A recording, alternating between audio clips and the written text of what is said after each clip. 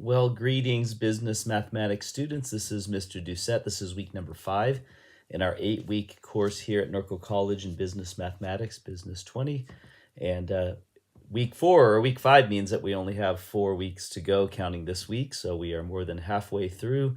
And actually, the last week's not a complete week, but we're getting very close. This week, you're going to be looking at chapters 12 and chapter 14. Chapter 12 deals with annuities, and chapter 14 deals with mortgages. So this will be the content. Annuities are very similar to compound interest or present value. The only difference is that you're actually adding one extra period or deducting one extra period of compounding.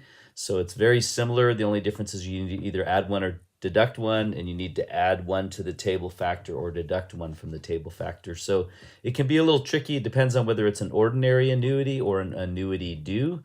So an annuity due starts at the beginning. You pay interest right away, where an ordinary annuity, it's at the end of a period. So you'll learn the difference between the two, but that's really the only difference. And there is different tables to use. So table 12.1 is for ordinary annuity, and then table 12.2 is for a present value of an ordinary annuity or an annuity due. So you'll be looking at that. It's kind of interesting, and I did do some videos on this, so make sure you watch those videos. But I'm going to go ahead and share my screen here.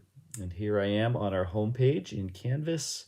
And I'm going to scroll down here. We're actually starting Module 3 today. And if you come here, of course, you have a README first. Make sure you're reading those, because that really does explain the business concept in context. Then there's a Help Sienna, how this relates to her business. And then you do have a study page for Chapter 12 and Chapter 14. Chapter 14's a little bit easier. And by the way, from here on out, everything gets easier. Chapter 12 is a little tricky. So make sure you understand the difference again between an ordinary annuity and an annuity due. And the difference overall is, again, an ordinary annuity, you don't start putting in your annuity. It's basically, annuity means payments or series of payments. So rather than putting a lump sum in, you're putting payments into maybe a savings account, or vice versa. You're getting paid out of annuity certain payments. And so sometimes the interest is calculated at the beginning, and sometimes it's calculated at the end. And so depending on, again, an ordinary annuity is at the end, and an annuity due is at the beginning. And so that's going to give you one extra period if it's at the beginning. So make sure you read that thoroughly in your book, and that you look at the videos that I did on that. There is some tips for solving word problems. That's the same one that's been running through the course, but there is a special formula sheet that shows you the steps to take to figure out an ordinary or an annuity due. So make sure you review that. Then you do have a check-in assignment. So this will be some questions out of Chapter 12 and Chapter 14 where you're helping Sienna solve some problems.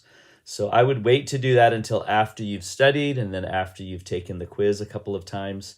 And then once you feel comfortable, go ahead and do the check-in assignment. You get credit for it no matter what. So do your best. Make sure you show all your work, and make sure you complete it thoroughly, and you'll get credit. I'll give you all the answers to them as well, and as well as on the quiz. And then you're going to be starting your third case study. This is Don't Forget Inflation. So this is going to be a sinking fund, which is something that you'll learn about this week. It'll be along with the annuities as a sinking fund. It's where you're putting money. Maybe I need a certain amount of money in the future, and I know what that is. So how much do I need to put in every month, or every 3 months, or every 6 months in order to have that after a certain amount of time? So if I need $50,000 in 5 years, and I put money in every month, how much do I need to put in every month to have $50,000 in 5 years? So those are the kinds of things that you'll be doing, and that's called a sinking fund. And so you'll be solving a sinking fund problem, which is how you know what you're going to need in the future. So how much do you need to put in now? But the twist on this is that you also need to take into account inflation. So if something today cost $1 million, it might cost $1.2 million in 5 years. So you need to figure out what the new cost is going to be before you do the sinking fund.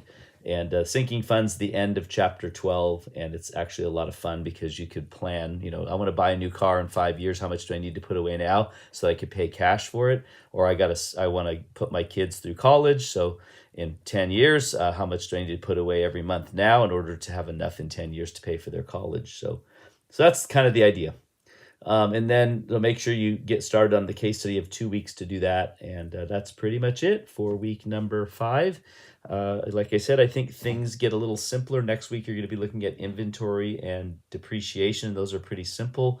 And then chapter 15 and 21 the following week. Chapter 15 is on financial statements and ratios, just how to do analysis of those with what's called vertical and horizontal analysis.